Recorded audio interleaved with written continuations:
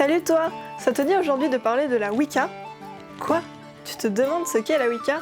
Eh bien ça tombe bien parce qu'aujourd'hui je vais t'expliquer toutes les bases. Allez, c'est parti pour ce nouveau Pagan Fact.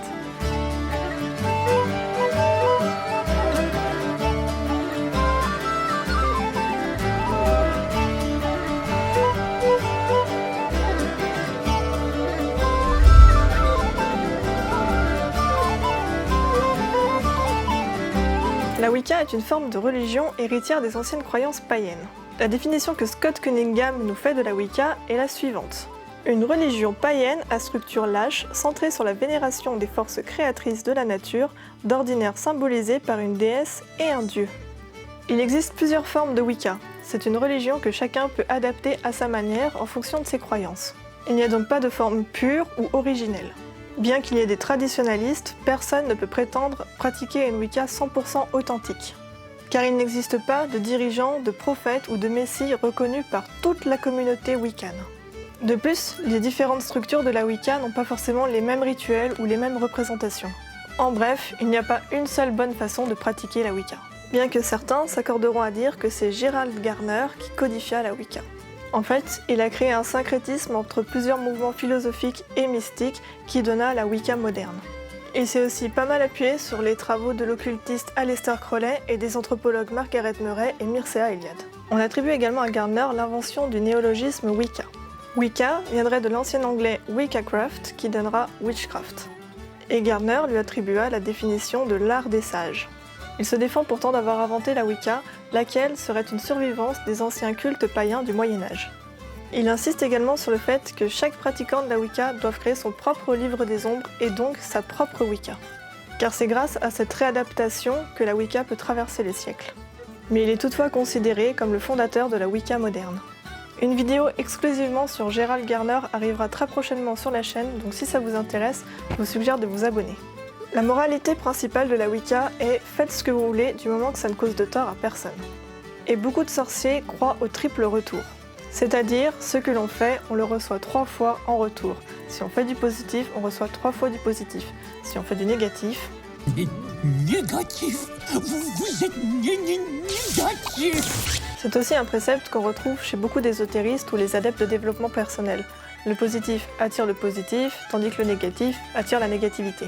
Et vous savez pourquoi? Parce qu'on pense positif. Et quand on pense positif, on ne pense pas négatif. La Wicca est bien évidemment une religion qui fait appel à la magie. Bien sûr, quand je dis magie ou sorcellerie, n'allez pas imaginer les Wiccans en train de jeter des Wingardium Leviosa. C'est Leviosa. On fera également une vidéo sur la magie et la sorcellerie plus tard, mais pour être bref, il existe plusieurs formes de magie, comme par exemple celle de la gratitude que vous pouvez pratiquer au quotidien. Encore une fois, on en revient aux pensées positives attirent la positivité. La magie demande également beaucoup de concentration. Si celle-ci est assez longue et forte, alors on peut créer une forme d'énergie avec ses pensées, qui sera susceptible d'engendrer des choses dans le réel et donc d'exaucer les prières. C'est une forme de pouvoir de l'esprit. Ce n'est pas quelque chose de surnaturel, mais au contraire de complètement naturel. Comme le dit Scott Cunningham, la magie est la pratique qui consiste à mettre en mouvement les énergies naturelles pour causer un changement nécessaire. C'est ce qu'on nomme la projection mentale. La Wicca est une religion panthéiste, en ce sens que pour les Wiccans, les divinités ne sont pas des êtres distants, mais ils font partie de nous, des êtres vivants et de la nature elle-même. Il existe plusieurs divinités dans la Wicca, mais les principaux sont le dieu et la déesse. Ils représentent les forces créatrices de ce monde. La nature se divisant en 2 polarités, les divinités sont créées dans le même moule. L'un représente donc le masculin et le soleil, et l'autre le féminin et la lune. Ces dieux sont donc là pour personnifier les forces de la nature, et nommés en fonction des croyances de chacun pour s'adresser plus facilement à eux. La plupart des Wiccans s'adresseront à la déesse Aradia et au dieu Cernunnos, mais ce n'est pas une généralité, certains préféreront Gaïa et Pan par exemple. Ils sont tous deux égaux l'un envers l'autre et se complètent mutuellement. La déesse est la mère universelle, elle représente l'amour, la fertilité et la sagesse. Elle est également symbolisée par la lune. Et ces phases représentent le cycle de la vie, la jeune femme vierge, la mère et l'aïeul. Donc la Trinité. Le dieu est quant à lui la source de l'existence, il représente la faune et la sexualité. Il est représenté par le soleil. En ce qui concerne les célébrations, les Wiccans descendent des religions païennes pré-chrétiennes. Ils célèbrent donc le changement des saisons et les phases de la lune. Dans une année, il y a 13 célébrations de pleine lune et 8 sabbats.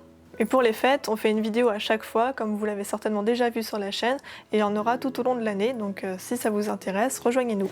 Les adeptes de la Wicca croient également en la réincarnation, qui est un mécanisme pour perfectionner nos âmes au fur et à mesure de nos vies. À chaque nouvelle existence, nous apprenons de nouvelles leçons.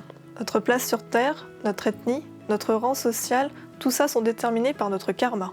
C'est lui qui guide nos âmes en fonction de nos actions pour nous aider à atteindre la perfection. La Wicca peut se pratiquer seule ou en groupe, qu'on appelle un coven. Il faut avant tout se sentir à l'aise, donc si on est quelqu'un de très timide, ce n'est pas grave si on ne peut pas rejoindre un coven. Il y a aussi des personnes qui vivent en campagne et qui n'ont pas forcément la possibilité de rencontrer d'autres Wiccans et qui donc vont pratiquer seuls. Pour résumer, la Wicca est une religion héritière du paganisme qui célèbre la nature. Elle possède diverses divinités et une façon de penser qui s'approche du panthéisme. Elle intègre également les croyances en la magie et en la réincarnation. Mais c'est surtout une religion très libre, qui possède quelques bases que chacun étoffe à sa façon en fonction de ses croyances et de ses valeurs morales. Le plus important, c'est le respect et la gratitude envers les autres êtres vivants et la nature. L'amour de la Terre dans sa globalité. Voilà, j'ai essayé de résumer très rapidement les quelques bases de la Wicca. Si ça vous plaît, on fera d'autres vidéos un peu plus poussées, un peu plus détaillées sur différents courants de pensée, différentes formes de Wicca. On va essayer d'aborder chacun des thèmes au fur et à mesure de l'année, mais si vous en avez un en particulier que vous aimeriez voir rapidement, n'hésitez pas à nous le dire en commentaire. En attendant, si cette vidéo vous a plu, n'oubliez pas le petit pouce en l'air pour nous soutenir et un commentaire, et on se retrouve très bientôt dans de nouvelles vidéos. Salut!